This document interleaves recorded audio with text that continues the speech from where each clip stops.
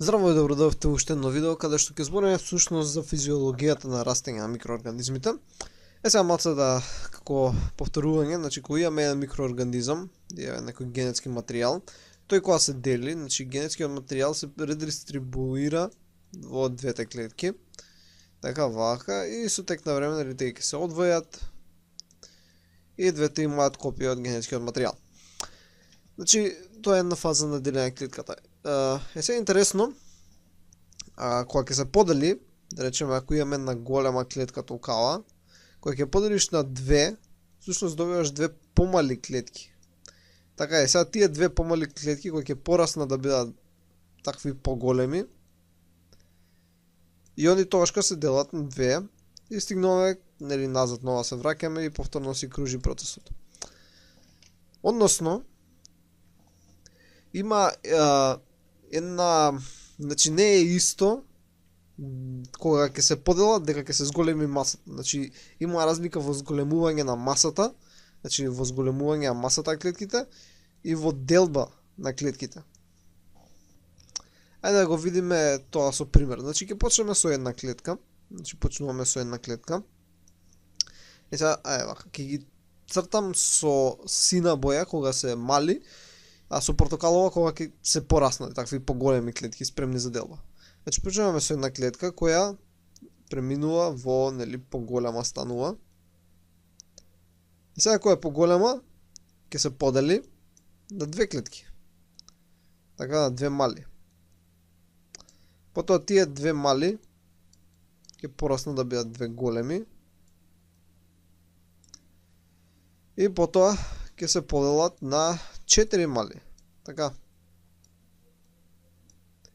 И овој процес ќе продолжи, значи ќе добиеме 4 големи. И сега ќе добиеме 8 мали.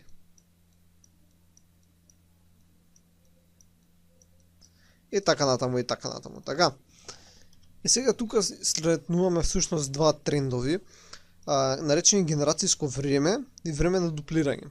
Значи, пред да го разгледаме генерацијското време. Значи, генерацијско време е времето потребно за дуплирање на бројот. Значи, едно генерацијско време би било од оваа точка до оваа точка, или пак од оваа точка, до оваа тука точка, или пак од оваа точка, до оваа тука точка. Значи, времето потребно за дуплирање. Тука сме почнали со 1, имаме 2, па 4, па 8. И тоа е едно генерацијско време. Значи, ова е генерацијско време. Сега ќе разгледаме другиот термин, кој е време на дуплирање. Тоа значува колку време е потребно за клеточната маса да се дуплира. Значи, видиме кај се дуплирала клеточната маса. Сме почнале тука, да речеме, со тежина 1 грам, али дури сме стигнале до оваа точка, веќе имаме 2 грама, зашто се дуплирала масата. Во исто овој период, значи од тука до овој период.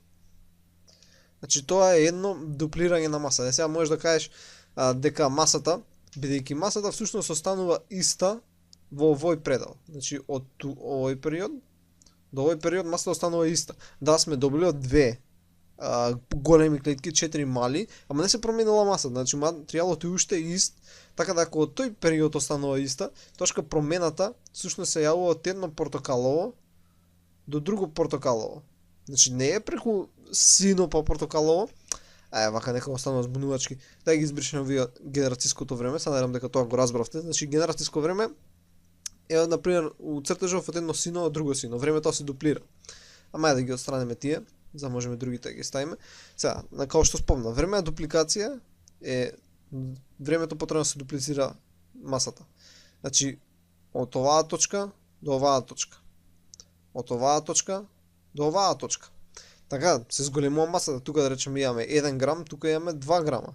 Тука да речеме имаме 2 грама, дека имаме 4 грама. Нормално ги карикирам бројки, не може две бактерии да се 4 грама, ама интересен случај што можеме да го забележиме е дека од оваа точка, например, до оваа точка не се сменила масата. Така да не е еден фрагмент. Не може да ги гледаме вака како по еден фрагмент. Значи еден фрагмент не е, а друг фрагмент е. Значи овој не е време на дупликација, овој е време на дупликација. Овој е време на дупликација, овој не е време на дупликација. Па тогаш на некој начин можеш да спомнеш дека времето на дупликација всушност е од едното портокалово до другото портокалово. Така, се дуплирала масата, така. Сега не сум баш сигурен кој всушност го зимаат во пресметките, ама важна е дефиницијата. Значи дефиниција е време за дуплирање на клеточната маса. Има некојаш случај каде што масата на дуплирање, времето на дуплирање е всушност исто со генерацијското време. Сега доста всушност се користи степенот на раст, односно бројот на делби, кој многу лесно се пресметува. Значи зијаме 1 и го делиме со генерацијското време, кој го бележиме со G. И ако генерацијското време, не знам, било 15 минути, добиваме вредност која е 0,06. Сега оваа вредност всушност означува степен на раст. Значи ова е степен на раст и се бележи со V. Всушност колку е пократко генерацијското време, значи ако беше генерацијското време 2 минути, таа што ќе беше 1 врз 2, што ќе беше 0,5. Дадеш степен на раст е поголем. Така да што е помало G, тоа всушност е поголем степенот на раст.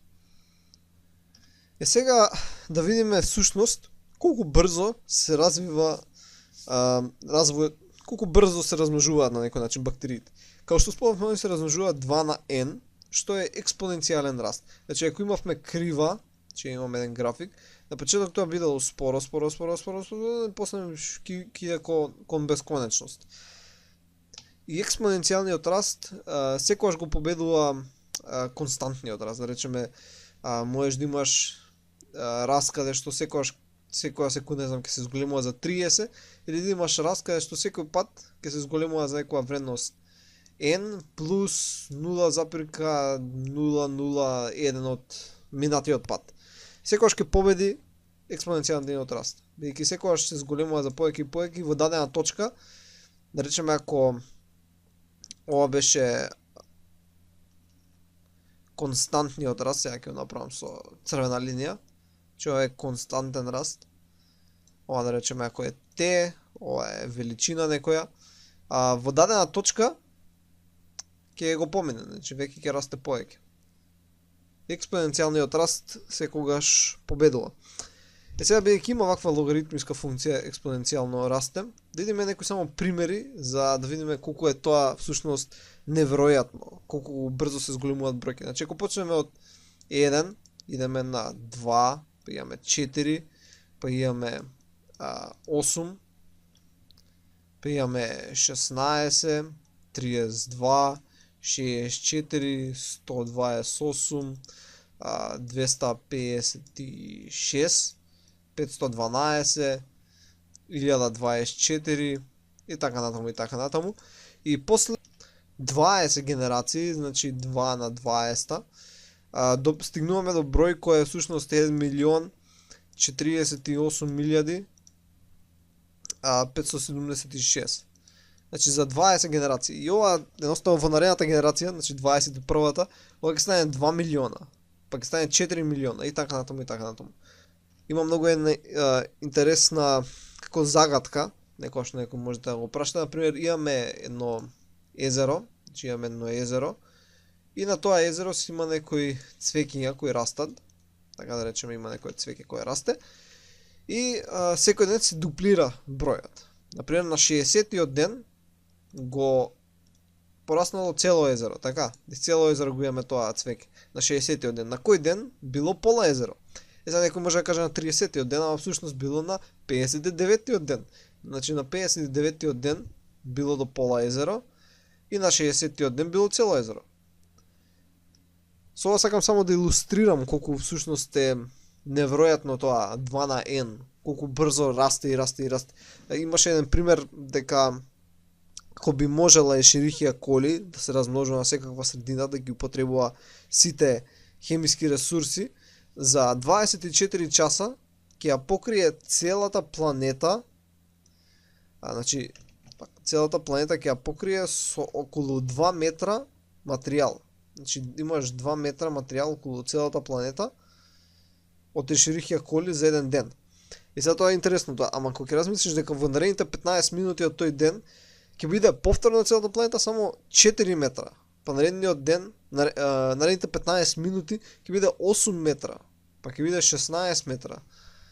И така натаму и така натаму. Значи, неверојатно е брз растот на бактерии, но нормално не ги среќаваме секаде дека растат многу брзо, бидејќи едноставно има средината не им дозволува.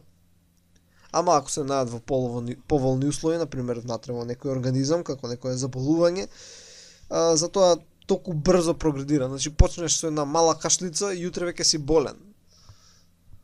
Или едноставно, не знам, са бајлето малце сосеќаш така неарно и до вечер веќе имаш висока температура, бидејќи многу брзо се размножуваат бактериите.